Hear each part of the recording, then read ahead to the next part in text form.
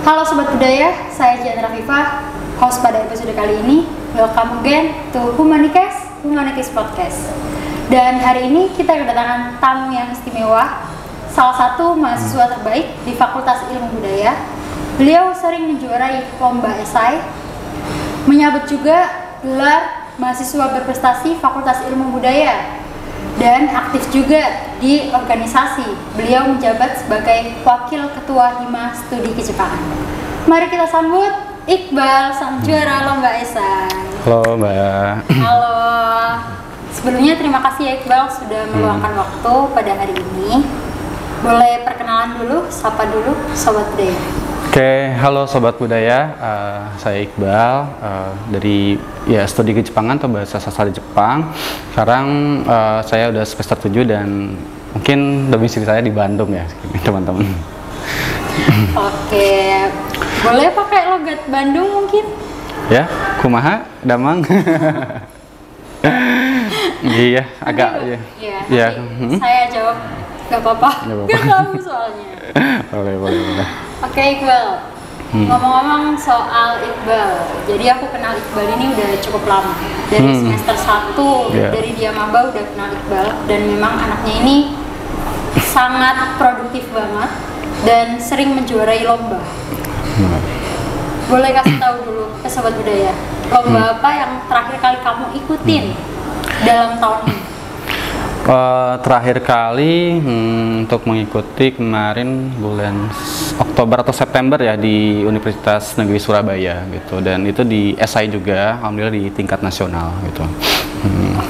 Mendapat juara? Alhamdulillah juara 1. Wow, dapat juara 1. Boleh di-spill dikit tentang ide waktu lomba di UNESA itu tentang apa esainya? Nah, kebetulan kalau yang di UNESA itu memang bukan dari prodi saya ya, jadi memang itu lebih ke teknologi. Jadi kita menggagas tentang bagaimana sih air banjir itu bisa menjadi air bersih gitu, kayak memanfaatkan bahan-bahan yang memang dari air banjir itu kita coba ekstrak gitu sih, lebih ke sana. Ide yang sangat menarik. Dan Iqbal ini kan dari jurusan studi Kejepangan. Iya. Tapi tadi yang seperti kamu bilang, lomba esai kamu yang inovasinya itu bukan dari rumpun kamu ya? Iya, betul. Dan itu gimana caranya kamu menemukan ide lomba untuk esai? Ya, yang pertama memang untuk ide tersendiri ya, memang khususnya ya kalau memang di esai itu kan memang kita dari berbagai subtema juga ya. Nah, itu pun kebetulan memang saya emang ada ranah pendidikannya juga, ada juga ranah teknologi. Ya kebetulan kemarin memang kita kebetulan di teknologi juga. Nah, tetapi kita tidak menutup kemungkinan ya bahwasanya misalkan kita memiliki jurusan yang memang rumpunnya sosum, tapi ya kita belajar untuk saintek. Nah, biasanya kalau untuk teknologi sendiri itu kita belajar dari berbagai artikel sih sebenarnya, artikel-artikel dan sharing-sharing dengan anak-anak yang jurusan tertentu. Kemarin juga kita sharing dengan anak kimia gitu-gitu. Kalau misalkan tentang mungkin mesin-mesinnya kita sama dengan ngobrol dengan anak robotika atau elektro. Terus juga kalau cari ide di bidang pendidikan, biasanya kalau saya tuh bisa mencari idenya itu dengan mengunjungi sekolah-sekolah, dan kebetulan juga saya ngajar di sana gitu. Jadi kayak lihat apa sih potensi yang akan digali, permasalahan apa sih yang di sana gitu. Jadi itu berbeda-beda sih gimana tipe kita sih untuk mencari ide itu. Berarti tipe Iqbal ini adalah pengamatan, observasi langsung. Betul. Oke. Nah, karena kamu sering banyak ikut lomba, kenapa? Alasannya kenapa? Kenapa sering banyak ikut lomba?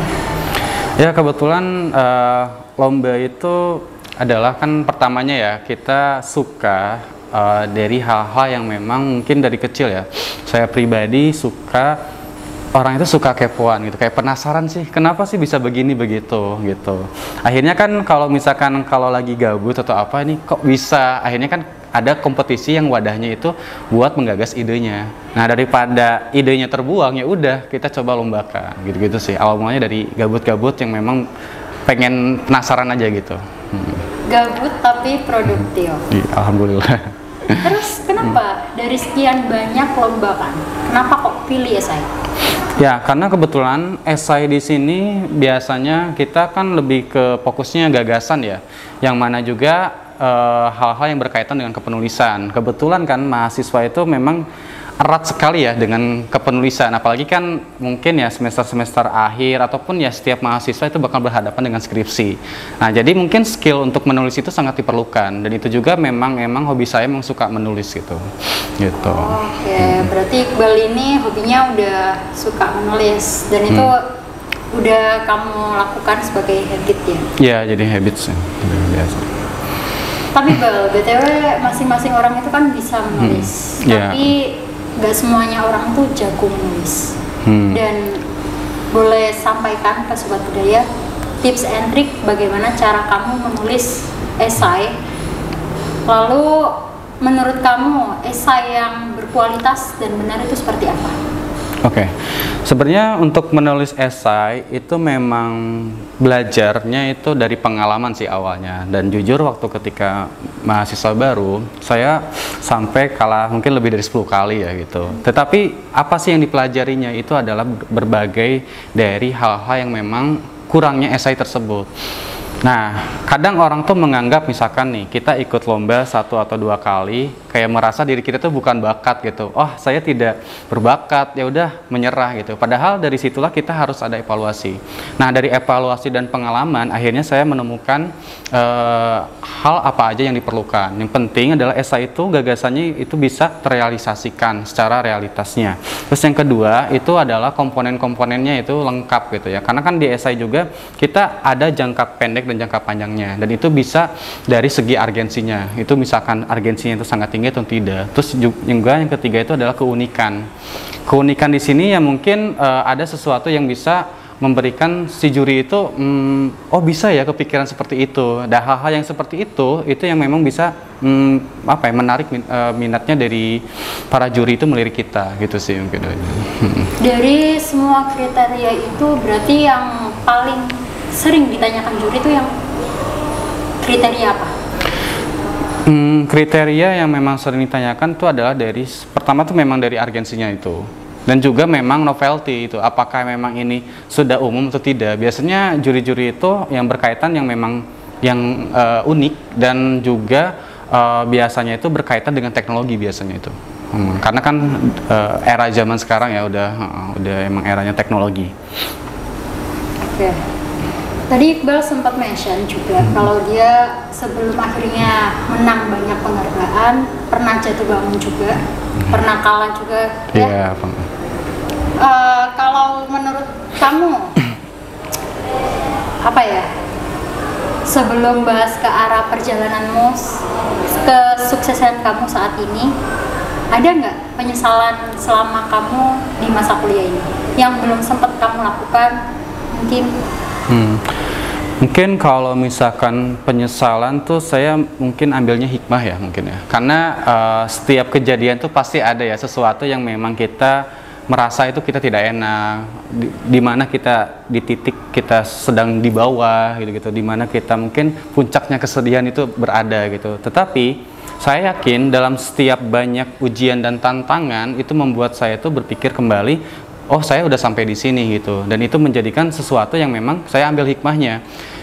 Jika saja mungkin saya tidak melanjutkan terus ya, dalam artian dari kegagalan-kegagalan mungkin tidak sampai ke titik ini. Jadi intinya adalah bagaimana kita mencoba apapun itu, semakin kita ada rintangan ya semakin kita tertantang juga, dan bagaimana kita untuk siap mental kita untuk menghadapi semua itu gitu. Berarti nggak ada penyesalan ya? Soalnya kamu bangkit terus. Ya, insya Allah ya. Karena ya kalau kita menganggap itu menyesal, ya kita tidak akan pernah untuk maju sebenarnya. Malah jadinya terus terngiang-ngiang gitu ke masa lalu gitu. Oke. Tadi kalau menurut kamu menulis itu hobi, benar ya? Dan apa itu udah kamu mulai dari sebelum masa kuliah, atau memang kamu memulainya baru di awal perkuliahan ini, dan juga bagaimana kamu membangun habit tersebut? Sebenarnya untuk menulis esai ya, khususnya menulis esai itu memang sejak mahasiswa, karena dulu di SMA itu saya pribadi itu hanya fokus terhadap apa sih, kayak penasaran aja gitu, penasaran ya, cuman hanya di pikiran aja gitu. Nah, setelah salah satu dosenku mengatakan kalau kita punya ide, ya kita ide itu langsung catat, dan akhirnya menjadi mungkin bank ide gitu. Nah, akhirnya setelah itu saya coba menulis gitu. Oh, ternyata menulis itu jadi seru gitu ya, karena kita bisa mengekspresikan dengan tulisan. Nah, untuk habits tersendiri itu memang sangat panjang ya. Habits itu membangun ketika saya mencoba setiap sebelum tidur itu menulis diary. Diary-nya itu adalah apa sih yang saya lalui gitu. Mungkin bisa dari 1 paragraf atau 2 paragraf, itu kayak kecil-kecil, itu menjadi kebiasaan. Dan dari situlah saya bisa menulis dengan berhalaman-halaman dari hal diary itu, hal kecil itu. Jarang banget loh sekarang yang orang yang tipikal suka nulis diary, dan aku akhirnya menemukan Iqbal ini. Jadi sampai sekarang kamu sering nyatat rutinitas itu sebelum tidur? Ya, kalau untuk nulis diary itu memang dari kecil sih, kayak sebenarnya bukan secara tidak langsung ya. Kalau kecil itu kayak suka aja nulis aja, tapi kalau untuk rutinitas itu pas SMA kelas 3 gitu ya. Jadi kayak udah apa sih yang kita ditulis gitu, dan itu kan bisa kita coba baca lagi gitu, apa aja gitu yang sudah kita lalui gitu. Kayak lebih ke momen-momen tertentu gitu kita catat ataupun itu sih. Jarang banget tapi di zaman sekarang. Nah, kenapa kamu kok melakukan habit itu? Karena mungkin aja ya, saya kan suka sejarah juga ya. Dalam artian kan orang sejarah itu pasti sering mencatat gitu ya, momen-momen tertentu. Nah, dari situlah kayak coba apa sih momen-momen yang memang kita catat ya, meskipun hanya sedikit ya, tapi itu menjadikan evaluasi bagi kita gitu. Kita tuh sudah melalui apa sih saat ini gitu sih. Tapi emang bener sih, perlunya diary itu emang buat evaluasi diri kita. Iya, betul ya, khususnya. Nah, balik lagi ke soal lomba esai. Kalau mau ikut lomba itu kan pasti perlu persiapan. Iya, betul. Bagaimana persiapan yang kamu lakukan kalau mau ikut lomba esai? Ya, sebenarnya persiapan itu dari lomba esai itu pertama ya kita harus pahami dulu ya buku panduannya gimana, terus minat mana yang kita ikutkan, kan ada subtema itu. Nah, terus juga kan tadi yang mengenai bank ide ya, apakah ada yang cocok atau tidak. Nah, misalkan cocok nggak dengan tema besarnya apa, subtemanya apa. Nah, baru deh kita coba, dan kita coba brainstorming juga dengan tim. Biasanya saya pribadi punya partneran sih kalau lomba itu, jadi kayak sudah tahu dia arahnya, dan itu bisa menjadikan lebih cepat sih sebenarnya kalau dengan partner-partner yang sudah kita lalui gitu. Oke. Berarti buat milih subtema ini kamu juga bakal diskusi sama tim? Iya, diskusi juga apakah ini bisa, kan tergantung ya, biasanya lomba esai itu mepet-mepet juga ya, kadang hamin seminggu, 3 hari gitu kan, tergantung juga apakah ini sanggup atau tidak. Kalau sanggup, gas, boleh gitu. Jadi gitu konsep intinya. Oke. Iqbal selain juara lomba esai, dia juga menyandang status mahasiswa berprestasi. Kok bisa sekeren itu, herannya? Itu emang udah kamu persiapan dari awal? Dari awal memang sebelumnya belum terpikirkan sih menjadi mahasiswa berprestasi. Cuman karena memang suka ngajar ya gitu, suka ngajar dan juga pengen berbagi ilmu. Cuman waktu itu kayak bingung ya, bagaimana sih kita sharing tapi belum ada wadah untuk bisa menyuarakan hal itu, karena kan belum siapa-siapa gitu. Dan akhirnya saya terinspirasi dari salah satu mawapres ya. Itu ya ketika kita ingin bisa membagi ilmu ya, kita harus bisa dipercaya atau capable diri kita tuh apa. Akhirnya saya ngejar itu.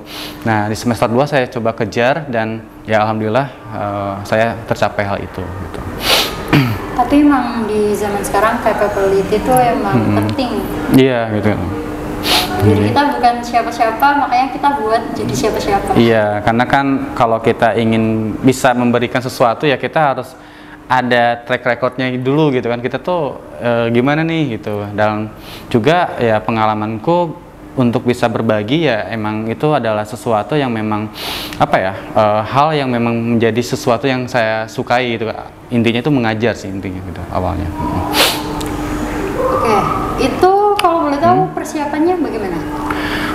Untuk Persiapan jadi Mawapres memang panjang ya, memang dari awal itu semester 2, dan itu memang pertama itu kita harus tahu dulu apa aja sih gitu kan, mulai dari di Mawapres itu kan ada beberapa hal ya, mulai dari prestasi, organisasi, terus karya, terus kayak pernah nggak kita menjadi narasumber atau apa gitu-gitu, bahkan kayak project gitu, kita harus punya project atau tidak. Nah alhamdulillah saya cicil dikit-dikit gitu. Nah esai juga salah satu saya yang bisa mengantarkan untuk ke sana gitu. Jadi kayak prestasi-prestasi itu dari esai maupun karya tulis juga gitu-gitu. Jadi ya untuk mahasiswa khususnya ya Fakultas Ilmu Budaya, kalau untuk mengejar ini ya kita harus targetkan dulu gitu, karena yang apa ya, masalah terbesar itu adalah konsisten. Karena kalau kita nggak konsisten ya kita malah jadinya ya udah kayak lupa lagi dengan tujuan kita. Jadi harus sering mengingat, reminder diri juga sih sebenarnya. Karena ya lika-likunya sih panjang gitu. Oke, dan selama kamu menyandang mahasiswa berprestasi saat ini, kamu akhirnya punya wadah untuk menyalurkan keinginan kamu untuk saling berbagi itu tadi. Iya, alhamdulillah. Dari Mawapres itu akhirnya mengantarkanmu menjadi sosok Iqbal yang sekarang, branding Iqbal yang sekarang. Apa aja yang udah kamu miliki setelah menjadi Mawapres?